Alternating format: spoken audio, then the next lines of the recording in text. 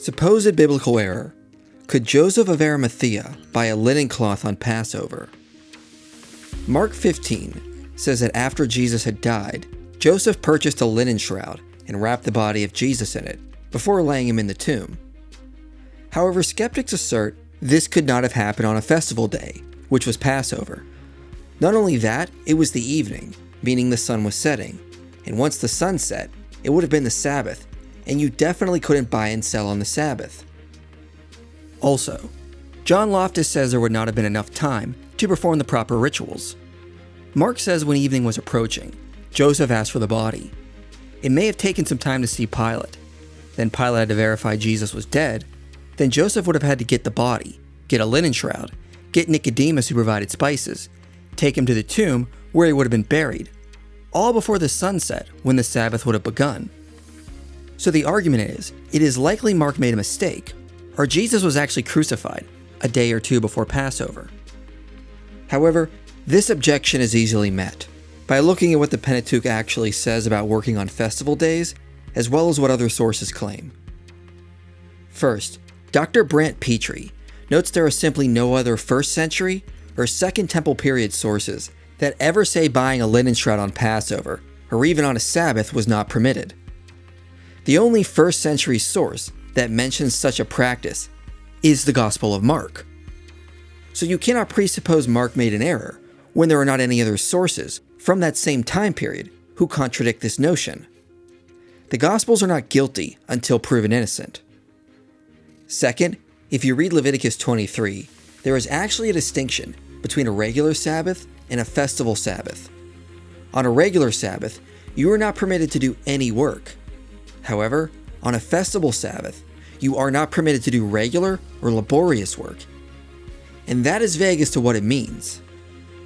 E.P. Sanders points out there was a debate among early Jews on what you were permitted to do on a festival day if it fell on or close to a Sabbath. And some argued you were required to do certain tasks in order to carry out festival requirements. So it appears on festival days, some work was required and allowed. Third, although there were no other 1st century sources, Dr. Pitre cites a later source that seems to agree with Mark. In the Mishnah it says, one may go to the Shabbat border before nightfall in order to attend to the affairs of a bride or of a corpse to bring him a coffin and shrouds. In other words, there was some leeway or additional time permitted if you were attending to the business of a bride or the affairs related to caring for a corpse, specifically if it related to obtaining a coffin or a shroud. So the act of Joseph buying a shroud seems to fit just fine with the cultural context. Dr. Pitre says, if preparations for the dead could be made during the solemn rest of a Sabbath, then a fortiori, they would have been made permissible on a feast day. The same points hold true for the removal of Jesus' body from the cross and the subsequent entombment. This is easily explained, even on a feast day, as obedience to the biblical command that anyone hanged on a tree must be buried the same day. Also, if Jesus died around 3 p.m., evening would have been the time period between then and around 6 p.m. when the sun set. If we reduce that time and say Joseph didn't even obtain the body until around 5 p.m., that still probably would have been enough time to purchase a shroud, prepare the body, and take the body to the tomb. Especially if Jewish law allowed a little additional time by permitting one to go to the border of the Sabbath before nightfall to attend to the affairs of a corpse. After all, we don't know how far the tomb was or the exact time Joseph requested the body. So why assume a long process when there's no reason to do so? Furthermore, there does seem to be an implication, when comparing John to the Synoptics, that the burial of Jesus was rushed.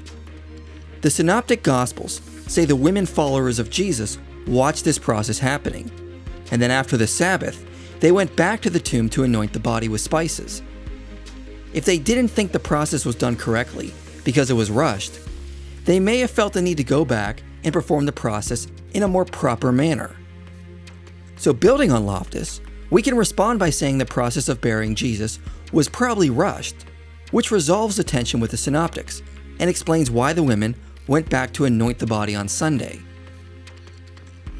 On a side note, it is also entirely possible that Joseph had already purchased the shroud prior to this and just had it available. The Greek word is what you would call an aorist participle, which means the sentence could just as easily be read as Joseph having previously bought a linen shroud. But even if this reading is unlikely, it doesn't really matter, because the evidence shows you were permitted to do some work on festival days and a festival Sabbath. There are no first century sources that contradict Mark, and the Mishnah even agrees with Mark. So it is likely there is no error, and Joseph was permitted to purchase a shroud on this day, just before the Sabbath began. Thus this supposed error can be resolved.